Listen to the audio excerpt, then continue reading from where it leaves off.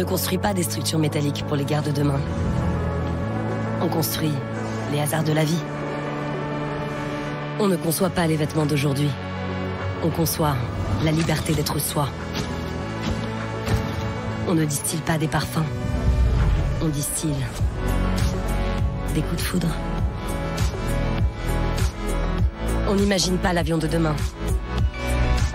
On imagine des aventures à l'infini. On ne développe pas des biothérapies innovantes. On développe la fureur de vivre. Avec l'industrie, on a un avenir à fabriquer. Bonjour à tous, dans cette nouvelle visite virtuelle, je suis Sixtine et je suis très heureuse de vous convier à ce nouveau rendez-vous vidéo. Aujourd'hui, on va aller voir les dessous de l'entreprise Plastivaloir, qui est une usine de plasturgie. Donc vous allez voir, ça paraît un peu flou, mais on va apprendre plein de choses avec 3 personnes qui vont nous recevoir et nous ouvrir un peu les portes de leurs ateliers, de leurs locaux. C'est parti, on y va.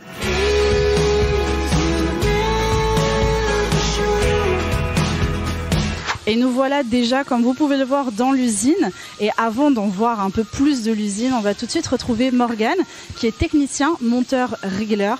Donc comme vous allez le voir, c'est quelque chose d'assez technique, mais on va essayer de comprendre ensemble en quoi ça consiste. Bonjour Morgane, comment ça va ? Bonjour, ça va et vous ? Très bien. Donc alors ici, on est dans une pièce un petit peu qui va pouvoir un petit peu nous expliquer mieux ton métier. Alors déjà, pour commencer, quelle est cette usine ? Qu'est-ce que vous produisez ici ? Alors, pour commencer, on est à Langeais, à Plastivaloir. Ok, Centre Val-de-Loire. Centre Val-de-Loire, ouais, c'est la maison mère, on va dire. Et ici, on fait principalement tout ce qui est intérieur de voiture. Ok, bon, ça c'est cool. Du coup, les voitures, ça te connaît après. Oui. Ok, alors là, je vois que dans les vitrines, il y a déjà quelques petites choses. Est-ce que tu peux un peu nous présenter ? Voilà. Alors là, de là, je reconnais un phare de voiture. Voilà, que ça, j'ai c'est un feu arrière de voiture. Si je me trompe pas, c'est les tout derniers Range Rover.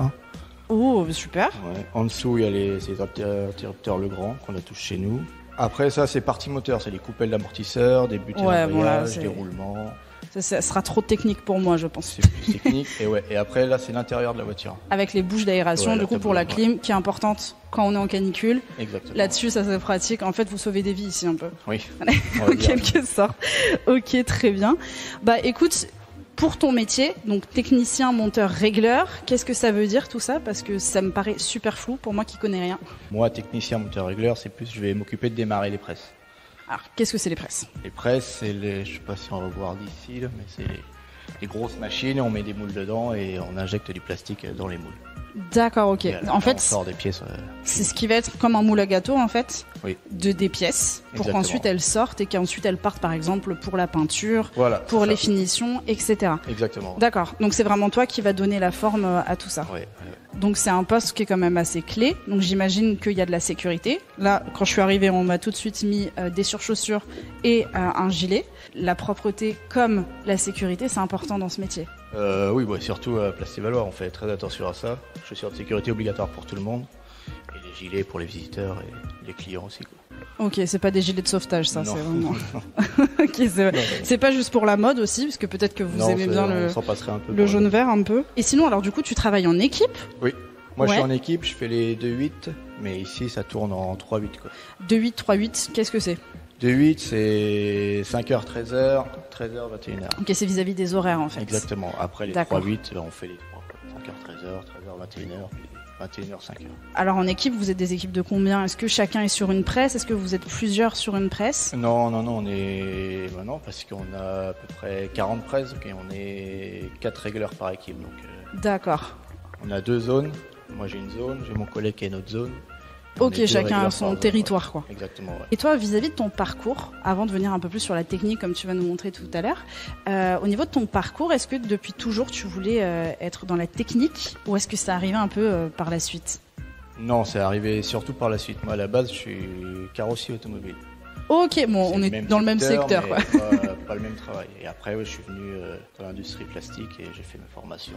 D'accord. Et du coup, au niveau de tes études, qu'est-ce que tu as fait ?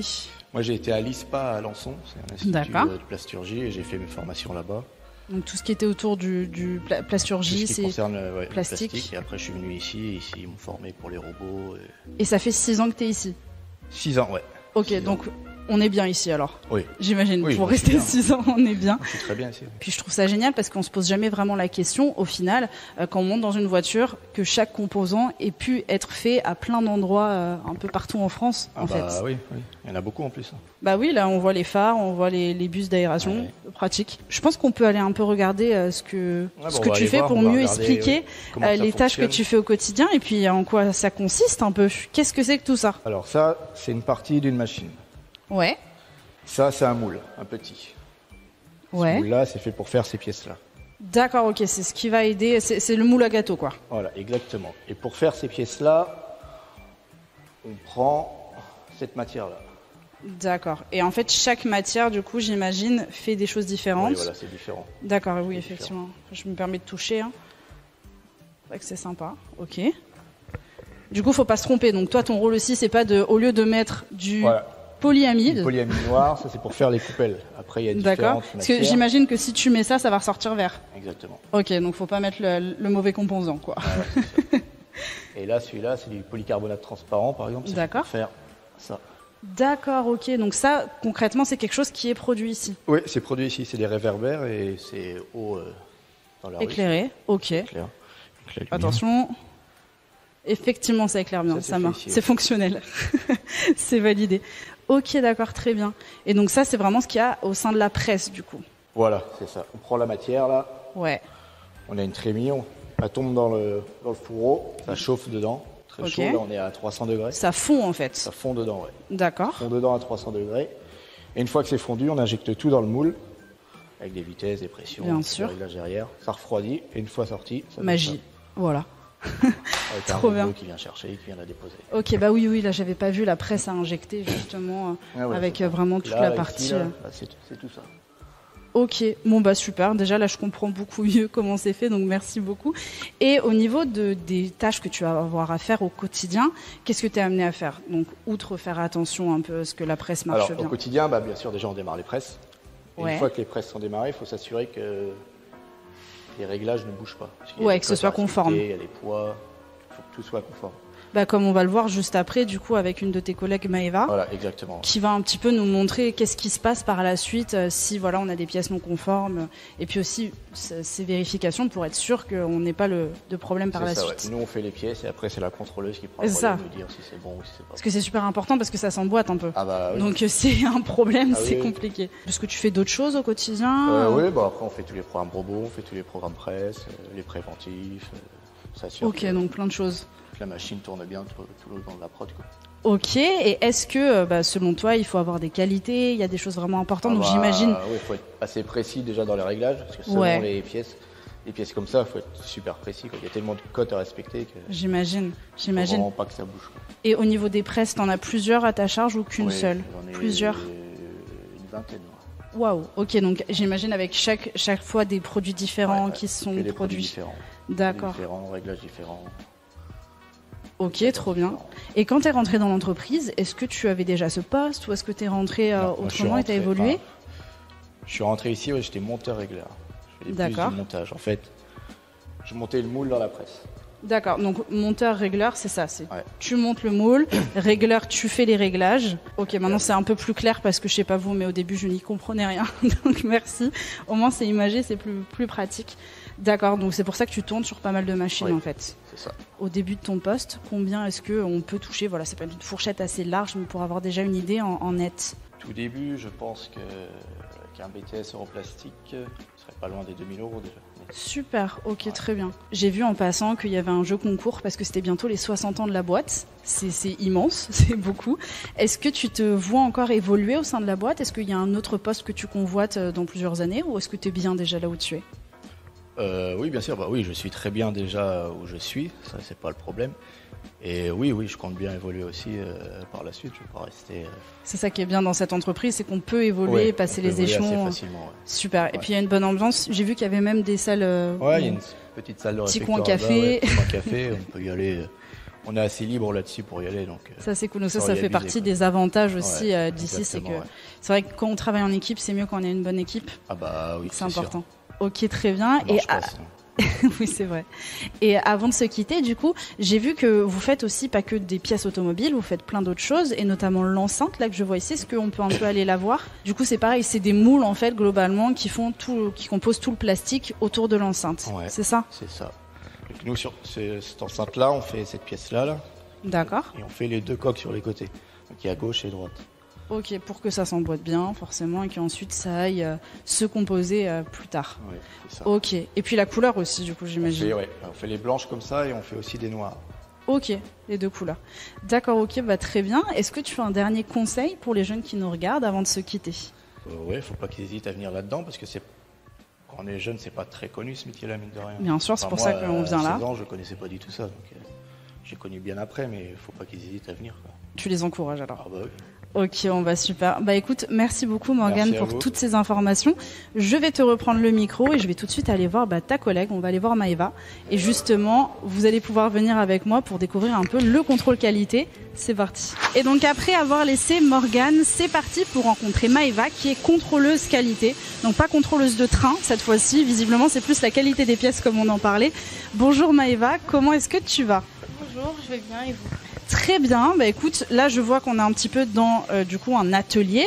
Je vois énormément de machines, ça me fait un peu peur. Qu'est-ce que c'est ces machines? Alors mes gabarits, ça me permet de contrôler mes pièces, de pouvoir valider les démarrages des presses, que les pièces elles soient conformes. D'accord, donc les presses, si vous avez bien tout suivi, attention, c'est Morgane qui expliquait, c'est un petit peu les machines qui vont permettre de faire les moules en fait pour pouvoir fabriquer les pièces. C'est ça. J'ai bien compris? Oui, c'est J'ai bien parfait. suivi, ok c'est bien. Et du coup, toi en fait, les pièces qui vont sortir de là, tu vas pouvoir vérifier, c'est vraiment ton but, de vérifier qu'elles sont aux normes, que les trous soient bien en face des trous qu'il faut, comme un petit peu sur les pièces Ikea. Si ça marche pas, du coup, c'est compliqué, on peut pas monter son meuble et on devient fou quoi. C'est ça. Ok, bon bah j'ai tout appris, je pense que je vais pouvoir commencer avec toi dès parfait. demain. Ok, très bien. Chaque pièce est pour des pièces différentes, enfin C'est chaque ça. machine, pardon, excuse-moi. Oui, c'est ça. Les gabarits sont faits pour chaque pièce différente. Ça va être là pour des carters, ça va sur les côtés des sièges des voitures. D'accord. Là c'est ça. Celui-là, ça va être pour les phares sur des Range Rover. D'accord. Bien En plus, contrôler si la pièce est bien galbée en fait. j'avais pas capté, mais c'est vrai que chaque pièce, c'est pour chaque modèle de type de voiture différent, C'est parce ça. qu'on fait pas les mêmes phares pour toutes les voitures. Ça complexifie encore un peu plus, quoi. Oui, mais c'est bien, ça permet d'avoir de la diversité sur les pièces. On voit plein de choses différentes tous les jours et c'est bien. Ça, c'est bien. Diversité pour ton métier, c'est important. Précision, j'imagine. Oui, beaucoup. Et puis anticiper Oui. aussi pour être sûr de bien tout avoir. Après, alors au niveau des moules, j'imagine que il y a parfois des nouveaux moules qui arrivent en usine. Du coup, tu as des nouvelles machines. Comment ça se passe? Est-ce que tu es formé? Est-ce que du coup, de toi-même, par ton expérience, tu sais tout de suite comment tu vas pouvoir l'utiliser? Comment ça se passe? Mon AQC, c'est ceux qui s'occupent du projet des pièces dès le D'accord. départ.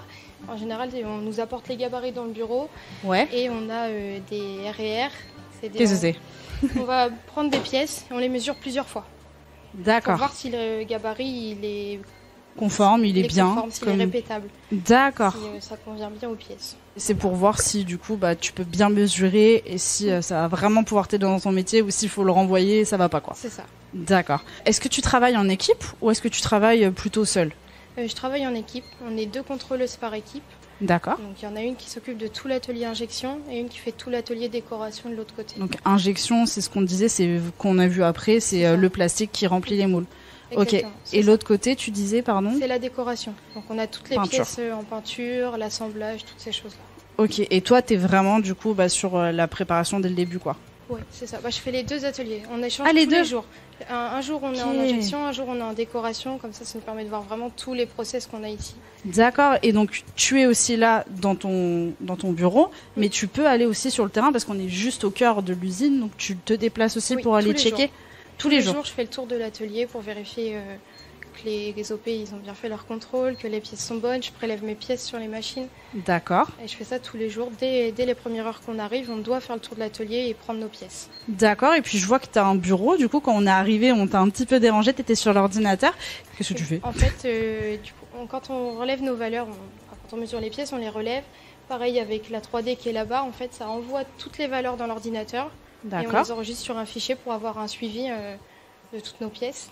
Ok. On a nos tolérances, ce qui est acceptable et ce qui n'est pas acceptable. Ok. Donc, dès qu'on a une valeur qui ne va pas être bonne, elle s'affiche en rouge Et comme ça nous permet d'aller bloquer les pièces ou de faire régler par le régleur tout simplement. Ok, parce que j'ai vu en me baladant qu'il y a même une pesée à un endroit. Oui, aussi. C'est aussi pour le poids. Oui. Ok, et par exemple, s'il y a une pièce qui, mettons, présente un petit défaut, mais est-ce que c'est possible qu'elle puisse passer quand même le test, dans le sens où on se dit, bon, il y a un léger défaut, mais ça va pas être un problème pour son utilité, ou au contraire, c'est vraiment, faut que ce soit parfait? Alors ça dépend des défauts, il y a certaines choses qui sont acceptables, c'est pour ça qu'au poste on a plein de pièces, ça nous fait des panoplies de défauts. D'accord. Qui sont préparés par les AQC. Donc il y a des défauts qui sont acceptés par le client, d'autres non. Par exemple, sur les coupelles que j'étais en train de faire, on a le droit à des bavures, mais pas plus de 0,30. Donc on doit les mesurer à chaque équipe. Ok, pour être bien sûr. Pas. Et AQC, comme tu m'expliquais, c'est les personnes qui font un peu les plans pour ce que tu vas recevoir en fait. C'est eux qui préparent, qui sont au-dessus de nous. C'est eux qui sont vraiment en relation avec les clients. D'accord. D'accord, ok, trop bien. Et toi, est-ce que tu as toujours voulu travailler dans ce domaine ou est-ce que tu l'as découvert sur le tard? Je l'ai découvert parce que j'ai commencé en tant qu'opératrice dans une autre entreprise. D'accord. J'ai été formée en tant que contrôleuse. Ensuite, je suis arrivée là l'année dernière, en juin, en tant qu'opératrice aussi. J'étais en intérim. Et ils m'ont promu au poste de contrôleuse fin juin et j'ai signé mon CDI à la suite. Être intérimaire, je le reprécise, effectivement, on ne sait pas forcément quel métier on va faire dans la journée, on arrive un peu sur le tas. Donc souvent, on est un peu mieux payé, mais ça dépend aussi sur la durée, parce que c'est pas un contrat comme par exemple un CDI où ça va être quelque chose qu'on revient fréquemment, c'est vraiment plus pour dépanner quand il y a un employé malade ou ce genre de choses. Ok, très bien. Donc ça veut dire qu'ici, par exemple, il y a des intérimaires, il y en a d'autres qui étaient intérimaires Il y a beaucoup d'intérimaires. On a beaucoup d'intérimaires, surtout les étés. Les étudiants, ils viennent beaucoup ici pour travailler en tant qu'opérateurs. D'accord, ça peut se faire. C'est souvent. Même au cours de l'année, on a beaucoup d'intérimaires. Ça, c'est bien pour pouvoir découvrir un peu l'usine, comment ça se passe. Chaque métier, ok, très bien. Et au niveau de tes études, qu'est-ce que tu as fait? Alors, j'ai eu un bac S. Ok. J'ai voulu faire des études supérieures, ça m'a pas plu. Ouais, tu t'es dit non. Et puis j'ai eu l'occasion de commencer à travailler, ça m'a bien plu, ça m'a intéressée, donc j'ai continué là-dedans. Et tu as monté les échelons petit à petit. Ok. Voilà. Et est-ce que tu as un poste qui te plairait plus tard? Enfin, un autre poste, je veux dire? Pas forcément, j'aime bien ce que je fais. Je préfère pas être plus haut parce que ça me stresserait un petit peu d'être avec les clients, c'est beaucoup de responsabilités ce poste-là. Donc celui-là me plaît. Ok. Est-ce que c'est possible d'avoir une fourchette de rémunération quand tu as débuté à ce poste? Ça peut être assez large, hein, c'est juste histoire d'avoir un peu une idée en net, si possible. Oui, je suis à peu près entre 1800 et 1900 euros par mois. Net. Du coup. Ok, bon bah trop top, super. C'est bien. Quelle est la partie que tu préfères dans ton métier? Alors, moi au début j'étais quelqu'un de très stressé. Du coup, ce poste-là, il m'a vraiment aidé à évoluer. Enfin, j'ai vraiment fait un gros travail sur moi, à prendre des décisions, chose que j'arrivais pas forcément à faire avant. Ouais, moi aussi, j'arrive jamais. C'est vraiment important sur ce poste-là, du coup, de savoir dire oui ou non aux personnes si les pièces sont bonnes. Et puis, c'est un travail qui est très rigoureux. Enfin, faut faire attention, faut pas laisser passer certaines choses, sinon après, ça a des répercussions sur l'entreprise.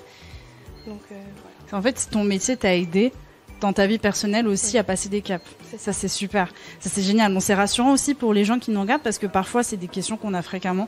On nous dit, tiens, je suis trop timide, je pourrais jamais faire ce métier, je stresse. Ou comme toi, par exemple, ce côté, de pas pouvoir prendre des décisions, ce qui m'arrive à moi. Peut-être que je devrais faire ton métier. C'est vrai que c'est cool parce que du coup, grâce à ton métier, t'as surmonté ça et ça veut dire que c'est pas impossible aussi. Ça aide à prendre confiance en toi. Aider là-dessus. Ça, c'est un super message. T'as grandi dans le centre Val-de-Loire ou t'es pas du tout de la région? Si, j'ai grandi ici, je suis de Saché. D'accord. J'ai été au collège d'Azel Rideau et au lycée Surjouet-les-Tours aussi. Ok, qui peut-être nous écoute en ce moment, donc n'hésitez pas à nous le dire dans les commentaires. Tu connaissais cette usine ou pas du tout? J'en avais déjà entendu parler parce que ma maman a travaillé là il y a quelques années. D'accord.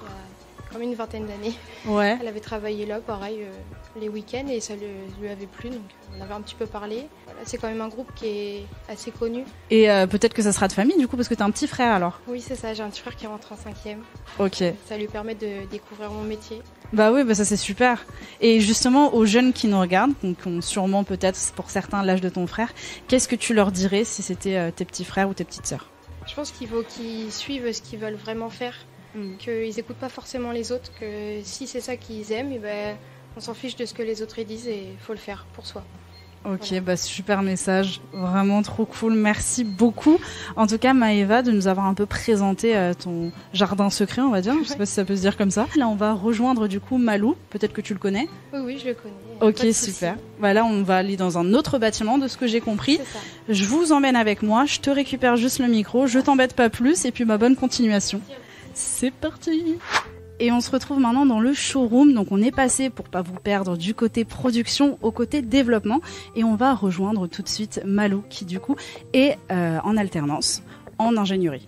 Est-ce que j'ai tout bon? Exactement. Ok, bon bah super, bah merci de nous accueillir un peu dans ton domaine. En fait, on va un petit peu parler un peu mieux de ton métier. Tu es la dernière personne qu'on va voir, donc on a vu un peu chaque étape. Et toi, tu as un rôle clé en fait, même si tu es en alternance. Du coup, tu es un petit peu dans le développement de tous ces domaines. Qu'est-ce que tu fais exactement? Alors je suis en dernière année d'apprentissage donc en développement, donc j'aide la production que vous avez vue auparavant à travailler au quotidien.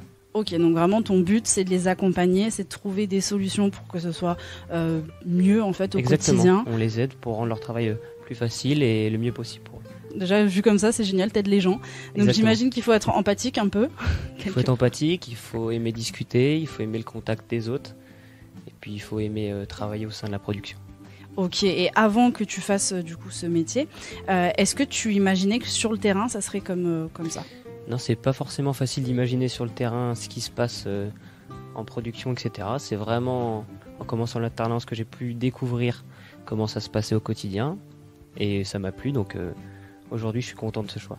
Ok, bon, génial. Bah, c'est bien que tu en parles justement, l'alternance. C'est vrai qu'on vous en parle énormément dans les vidéos. Le but, c'est vraiment d'avoir une partie à l'école où on va apprendre et une partie sur le terrain pour aussi mettre en pratique tout ce qu'on apprend au quotidien. Et alors, tes tâches au quotidien, qu'est-ce que ça va être? Parce que là, tu nous dis que tu vas les accompagner, mais comment, en quoi ça consiste? Alors, au quotidien, donc, on aide les personnes en production à améliorer donc, leur travail, leur faciliter leur travail, que ça soit d'un point de vue organisationnel, d'un point de vue technique, également d'un point de vue managériel. Donc on peut les aider sur des machines de production, comme vous avez pu voir peut-être. Oui, bien sûr. Donc on va améliorer les process, faciliter le travail en organisant des lieux de travail plus facilement, par exemple. Process, c'est en gros la marche à suivre en fait. C'est ça, quand on veut dire process, c'est l'ordre de travail, les étapes de travail qui vont faire qu'on va fabriquer une pièce plastique à la fin. D'accord, ok. Donc du coup, t'es pas vraiment sur une technicité, mais plus sur de l'organisationnel en fait. Est-ce que tu as un exemple pour nous aider un petit peu à nous imaginer un peu tout ça? Oui, par exemple, là ce qu'on a mis en place, on a aidé les opérateurs, on a mis en place de nouvelles formations pour faciliter leur travail et améliorer la production et la productivité. Ouais, donc pour qu'il y ait plus de rendu en fait. C'est ça. En fait, qu'à la fin, qu'ils se sentent bien en fait, qu'ils soient accompagnés dans toutes leurs tâches pour se sentir encore bien et que du coup, au final, ça leur profite à eux parce qu'ils aiment aller travailler et ça profite aussi du coup à l'entreprise parce que ça produit plus. Tout à fait, exactement. Et au niveau de tes horaires, du coup, j'imagine que tu es en alternance, donc c'est des horaires assez fixes. Qu'est-ce que ça donne quoi? C'est ça, tout à fait. Donc les horaires sont simples. On arrive le matin à 8h. On a une pause de midi à 13h pour manger. Et puis ensuite, on termine le travail à 17h. Ok, donc ça va, c'est des bons horaires. C'est ça, c'est des bons horaires. C'est des horaires qui sont semblables à ce qu'on a connu en études, donc il n'y a pas de souci. Ok, là du coup, tu es en dernière année d'alternance. Qu'est-ce que tu comptes faire après Donc là, je suis en dernière année en effet. Je termine mon contrat fin août et je démarre un VIE, c'est-à-dire une mission à l'étranger avec cette même entreprise Plastivaloir en Slovaquie pendant 1 an. Ah ouais, donc en plus on peut aller à l'étranger, il y a des du coup c'est présent un peu partout, l'entreprise est présente un peu partout en Europe, j'imagine. C'est ça, tout à fait. Si donc ça se passe bien avec l'entreprise, si pendant ces 3 ans par exemple le travail est fait, etc. Eh bien on a la possibilité ensuite de pouvoir voyager dans l'entreprise et donc moi j'ai eu la chance de partir l'année prochaine. Ok, trop bien, trop cool. Et du coup j'imagine qu'il faut parler anglais.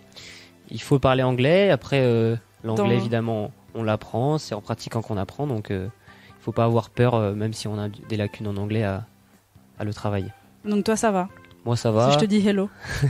Je pourrais vous répondre, il n'y a pas de souci. Ok, génial. C'est bien, parce que c'est sûr qu'il faut un peu le travailler, mais c'est bien d'en parler. Est-ce que tu penses que dans ton métier, dans ton quotidien, sans être en Slovaquie du coup, tu aurais besoin de parler anglais? Est-ce que c'est un plus?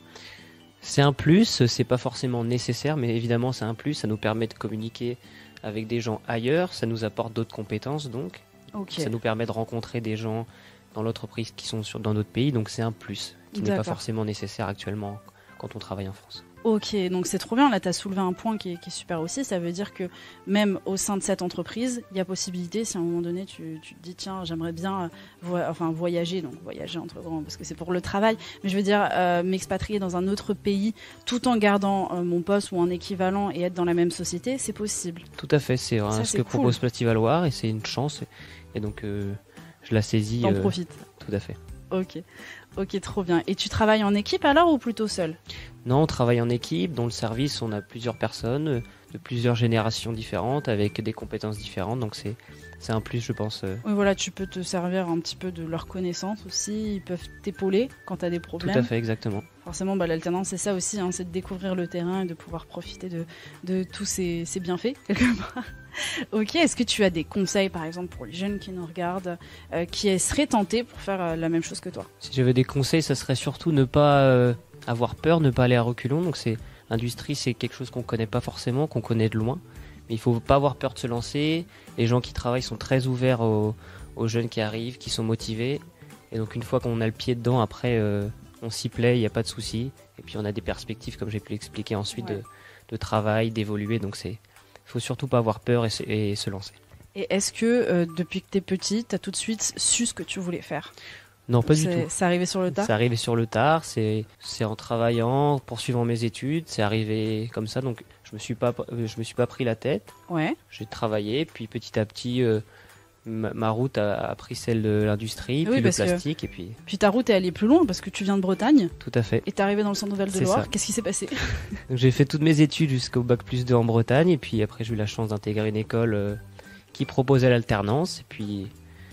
J'ai candidaté ici à Plastivaloir dans l'Indre-et-Loire et puis j'ai été accepté. C'est avec plaisir que j'ai rejoint cette région. La région te plaît ? Oui, il n'y a pas de souci. Super. Et là, tu parlais de tes études. C'est quoi, quel type d'études tu as fait ? Après, donc, j'ai fait un baccalauréat scientifique. D'accord. Ensuite à ça, j'ai fait un DUT mesures physiques à Lannion, chez moi en Bretagne. Ok. Et puis j'ai intégré une école d'ingénieur en alternance.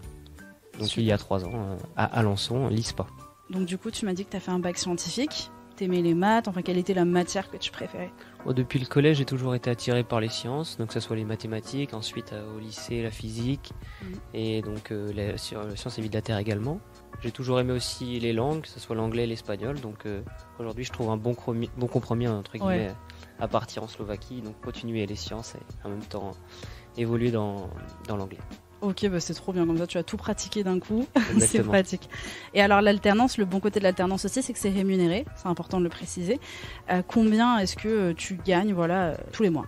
Alors en fait, durant mes 3 années d'alternance, mon salaire a évolué. Super. Donc de la première année à autour de 750 € mensuels, jusqu'à la 3e année d'alternance autour de 1400 € mensuels. Ah, ça fait du bien. Exactement.